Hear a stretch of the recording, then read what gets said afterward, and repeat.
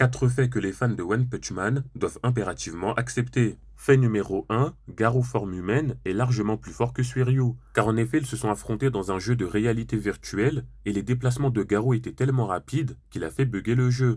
Ainsi on sait que la vitesse de Garou est largement supérieure à celle de Suiryu. Ensuite en ce qui concerne les arts martiaux, eh bien les arts martiaux de Garou sont largement supérieurs à ceux de Suiryu, et surtout Garou maîtrise bien plus d'arts martiaux que lui, et grâce à sa faculté de copie, il pourra sans problème copier les arts martiaux de Suiryu. Ensuite, en ce qui concerne leur palmarès, là aussi Garou est loin devant. Le plus grand fait d'armes de Suiryu, c'est d'avoir vaincu un fléau de niveau démon. Et à côté de ça, on a Garou forme humaine qui, en étant affaibli et blessé, est parvenu à vaincre à lui tout seul 8 héros de classe A et ensuite enchaîner face à Bang, Bombe et Genos. Fait numéro 2, même sans son évolution exponentielle, Saitama était largement assez puissant pour pouvoir one-shot Cosmic Garou. Cependant, s'il n'a pas réussi à le faire, c'est premièrement car il devait se retenir pour ne pas tuer Garou car il l'avait promis à Tareo, et deuxièmement, c'est surtout parce que lorsque Garou copiait Saitama, il copiait aussi sa résistance. Par conséquent, Garou pouvait ainsi encaisser les attaques de Saitama sans se faire one-shot, étant donné que la résistance de Saitama est supérieure à sa propre puissance.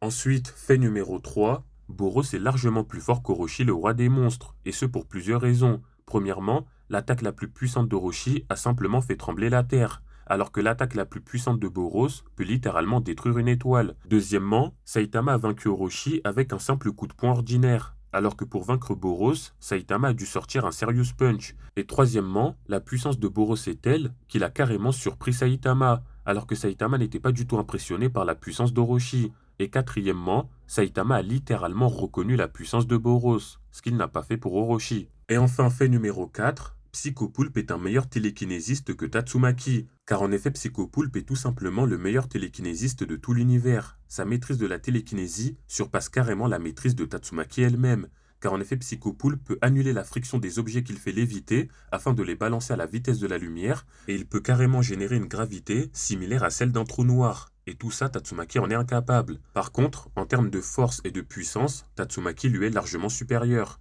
Par conséquent, si les deux personnages s'affrontaient, bien évidemment que Tatsumaki remporterait le combat. En conclusion, on peut dire que Psychopoulpe est le meilleur télékinésiste de tout l'univers, et Tatsumaki, quant à elle, est la plus puissante télékinésiste de tout l'univers.